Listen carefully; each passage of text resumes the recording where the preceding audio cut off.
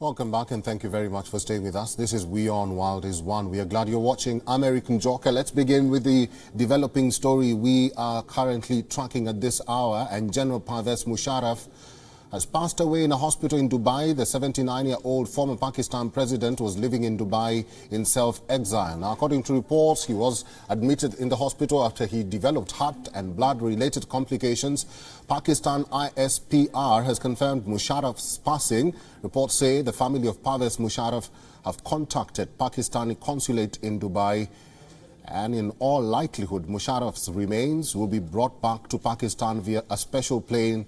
That is tomorrow, and we are following this developing story right from the heart of Pakistan. Our bureau chief, Manas Malik, will be joining us shortly to talk about the latest development in that country following the demise of Pervez Musharraf.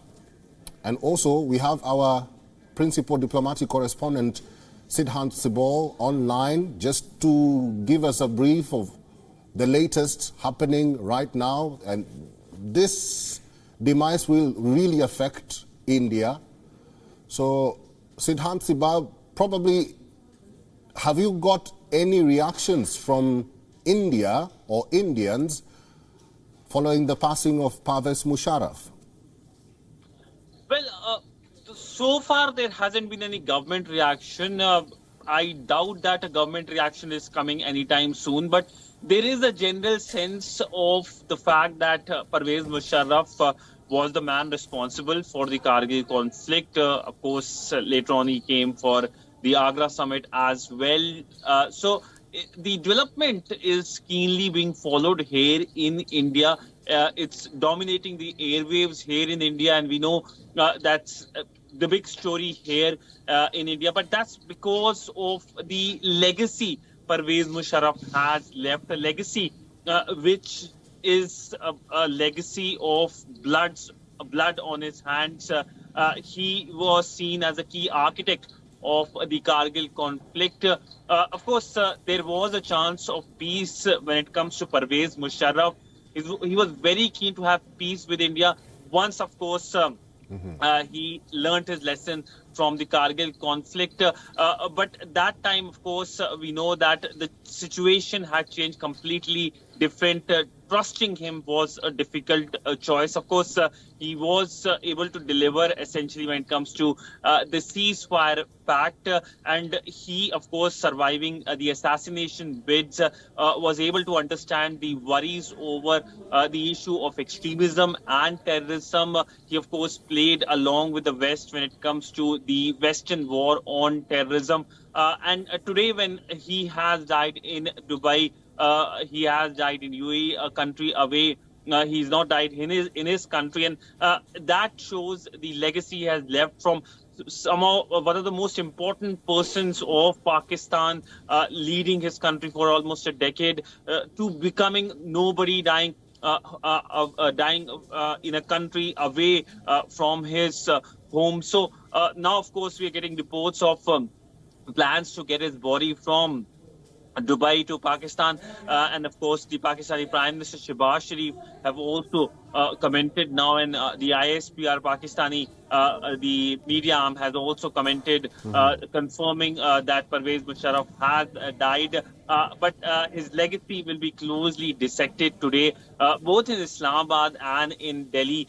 In Delhi, of course, he will be remembered as a person who was, as I was pointing out, to being a person who was responsible for the Kargil conflict. And we have been getting a host of reactions from Pakistan, but also from India. The former diplomats who were there at the helm in Islamabad when Pervez Musharraf was trying to have, of course, the conflict with India, then, of course, peace with India. And his legacy is a key chapter in India-Pakistan relationship, a chapter which has many lessons for India when it comes to how India should deal with the Pakistani military dictatorship. He, of course, was the last Pakistani dictator, but the role played by the Pakistani military in Pakistani politics is something that everyone knows.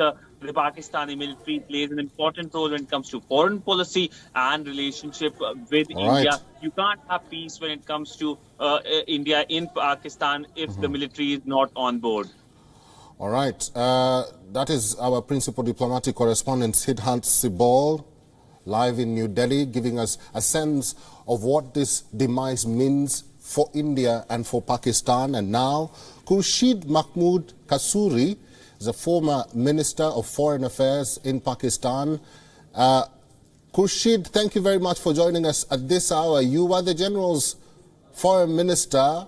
What are your memories of Pervez Musharraf? Since I'm talking to an Indian channel, so the first one relates to relations with India. And as far as India's relations is concerned, when President Musharraf was a very controversial man, because it was during his time that Kargil war took place. But it was quite amazing.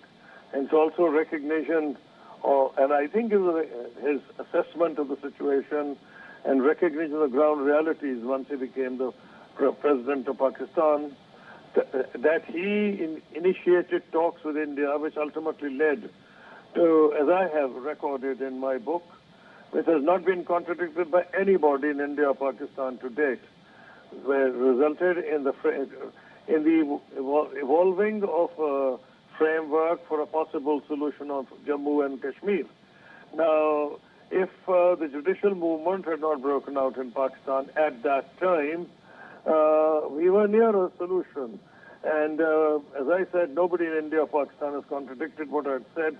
In fact, my book is coming out, and I'll record leaders, Indian leaders who have supported what I have said, and that includes Mr. Lamba, the late Mr. Lamba. And so this was a very important contribution to peace in South Asia and in Pakistan and India. Then, of course, Pakistan's role on the world scene had increased immeasurably.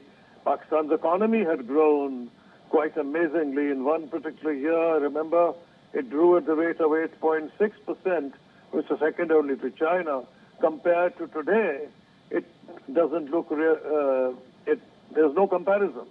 So then, as far as media freedom is concerned, Indian, Pakistani electronic channels emerged during his tenure, and this sort of media freedom that you have in Pakistan is really remarkable. And you have so many channels here. It was unthinkable before his tenure. There was only the Pakistan television, the PTV. So it depends on different areas that you look at. And although we were considered an ally of the United States after 9/11 on Iraq, when Pakistan was a member of the Security Council, I personally led a very determined role to against American intervention in Iraq. And of course, the remarkable role was played by the then French Foreign Minister Dominique de Villepin. And I remember with Joschka Fischer of Germany, we refused to support United States in the Security Council. The result was the U.S. could not get the support of the Security Council and did decide to launch an attack on Iraq. It was under what the Americans called the coalition of the willing, which had very few important countries really. And similarly on Iran, the United States wanted to attack Iran, and Pakistan warned them that this would have disastrous consequences. So although we were considered an ally of the United States, on Iraq and Iran, we took a totally independent position. So I think long after he's passed away, his contribution towards peace in South Asia will be remembered. Mr. Khurshid, now that you've mentioned your book, let me take you back to 2007. Do you believe, or do you still believe, that a solution could have been made during that era or during that period in 2007 between India and Pakistan, when it comes to the issue of Kashmir? And have you denoted that in your book? And what are some of these solutions that you think should have been implemented back then? No, the so-called 4 points, which is really not 4 points, 11 or 12 points there are, but since President Musharraf called it 4 points, and then Dr. Manmohan Singh also started referring to it as 4 points, it was named 4 points. Basically, the agreement had been reached that, there will be maximum self-governance on both parts in Jammu and Kashmir, and then that the troops, there will be demilitarization, and as much as possible, the troops would be withdrawn from main population centers, and they would be taken to the line of control. And then there was, of course, the de-radicalization of people who had been crossing into Kashmir, DDR as we call them, that was a part of it. And basically, I would say it was maximum self-governance. Elections were to be monitored in both parts there, because although elections in India are normally considered fair, but Jammu and Kashmir elections were always rigged. So Indians said the same about our elections. So we agreed that there would be international monitoring. We even agreed on a peace treaty, which would emerge after all this. And nobody in India has denied what I have said. So when you say what could have been done, I think a lot could have been done, and it would have been done if Dr. Manmohan Singh had arrived here in October, as he was scheduled to arrive. If he had arrived in 2006 October, but we received a message from Dr. Manmohan Singh's office that since elections in UP and 5 or 6 other Indian states were going to happen, it was suggested we should delay it because he was afraid that the opposition might make political capital out of it, which is understandable. This is what happens in Pakistan also. Parties say one thing in power and take an absolutely opposite position when they are in opposition. So we delayed it. I wish it had not happened. And if it had to be delayed, I wish we had given January or February. But we gave looking at President Musharraf's schedule, we gave the date of March. March is when the judicial movement occurred in Pakistan. And there was no scope, no focus left for anything else. So but since it's all been written down, it's been stated, nobody has denied it in either India or Pakistan. In fact, the other person on the Indian side who knows everything about it, who is just unfortunately passed away, and that is Mr. Lamba. He has himself said in some of his interviews, which I will record in my next book, that yes, whatever I have said is right, and that we were near a Kashmir solution. So when you say what could have been done, I think the entire plan could have been implemented. All right. Mr. Khurshid, let me take you back also to your book, and let's deviate a little bit. You engaged with Israel, as per your own account in the book, on the engagement with Israel. Could you elaborate on what really happened? Your voice is the tone is low. Can you speak a bit louder, please? I will try to speak a little bit louder.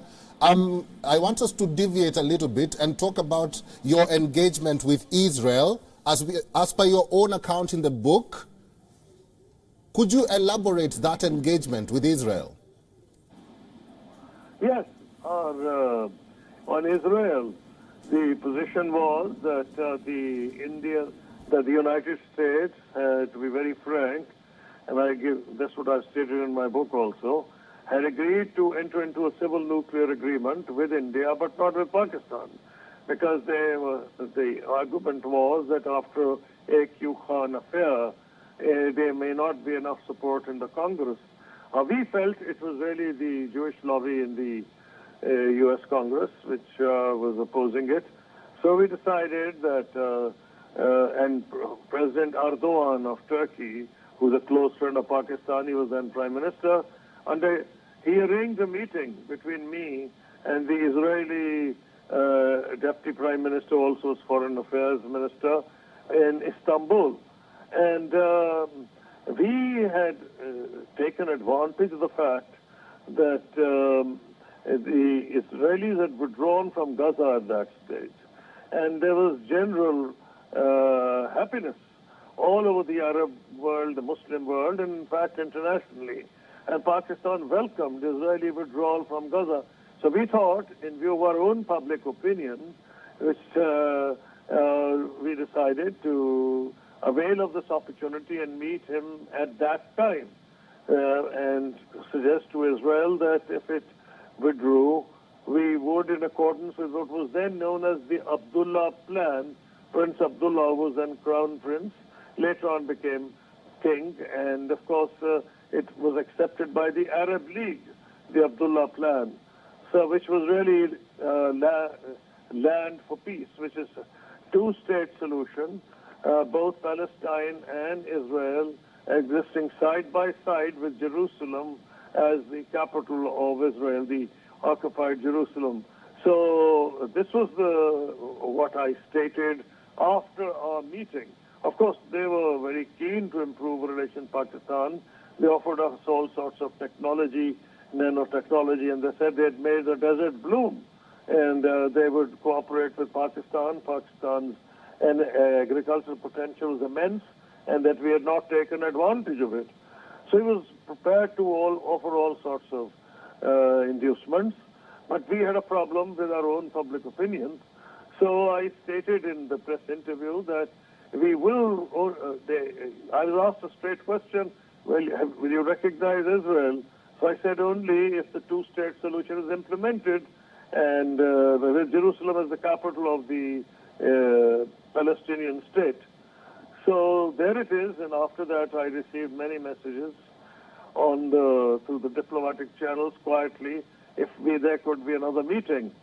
But then the other things happened in Pakistan. That, in a nutshell, that's what I get from memory. And there were, yes, please, if you have a question, I'll answer.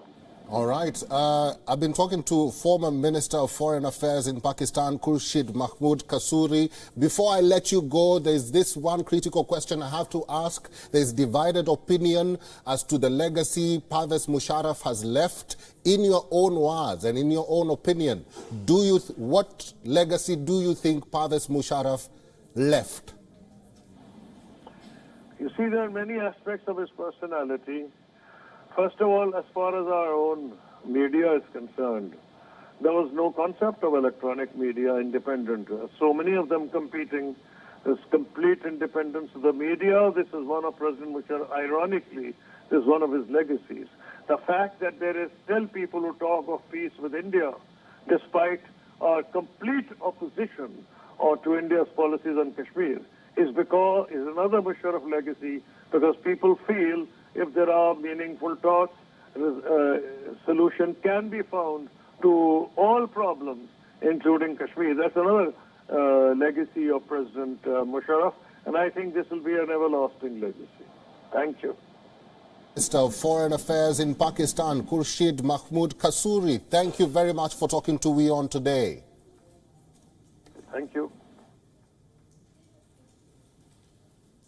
And for more on this, we were earlier joined by Hassan Kamal Watu from Islamabad. He's a lawyer and columnist, and this is what he had to say about the latest development concerning the demise of Pervez Musharraf.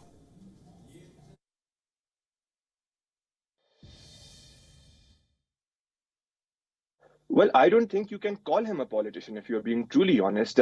What I recall is there's a brilliant documentary by the name of Inshallah Democracy, which chronicled the very ending moments of Mr. Musharraf's reign towards the aftermath. And it paints this picture of a man who was so almighty and all-powerful.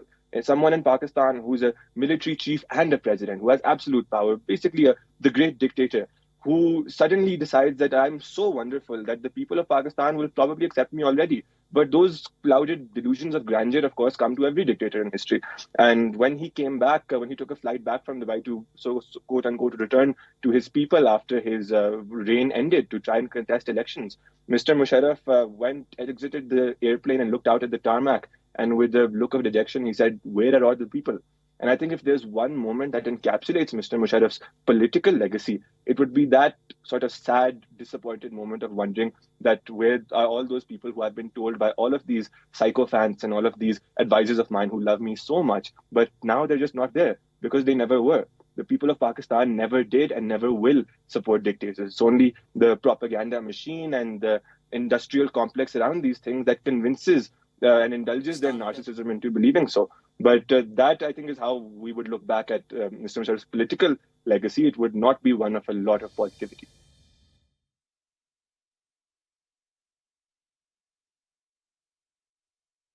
His tenure, if I could say so myself, was riddled with an unending barrage of controversies. Of course, beginning from the very abrogation of the constitution that came with his taking over of power, then with the one mentioned by Nasab as well that happened in 2007. In the midst of it, there was a barrage of misogynistic commentary, sort of looking down on the people, which naturally, when to a hammer, everything looks like a nail. When you bring in somebody who is not a democratically elected leader, when you bring in someone who's not there by the will of the people, they look down on their people. They don't respect their people. They don't relate to their people.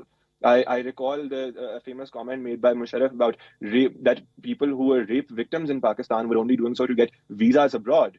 And rightly put by a journalist, Hamid Mir, later, those same women were still in Pakistan when Mr. Musharraf had to leave the country, to abscond, to run away from the sentences and the trials that were awaiting him. So I think if there's any tragedy right now that the Pakistani people should feel sad for and should question their system for, it is that an absconder, somebody to whom Article 6 of the Constitution, the one person to whom it squarely applies, somebody who betrayed the country by abrogating its constitution, that person could not face justice. And that is something that I am grieving today, that my country's justice system failed to bring to justice one of the biggest culprits in its entirety of its history, somebody who will go down. And now that he is purely a part of history, I think the necessity of honesty is all the more underscored. We cannot lie to ourselves. We cannot, in the interest of politeness, tell ourselves that, no, maybe we should save that for later and maybe we shouldn't be so harsh on him. You need to be brutally honest. Otherwise, you are going to pave the way for 2, 3, 4 dictators, more Musharrafs in the future, more people who can think up creative ways to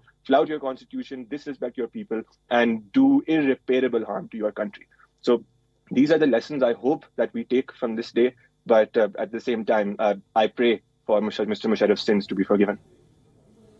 The coverage of the passing of the 79-year-old former Army General and President of Pakistan, Pervez Musharraf, continues on WION World is One. Stay with us. WION is now available in your country. Download the app now and get all the news on the move.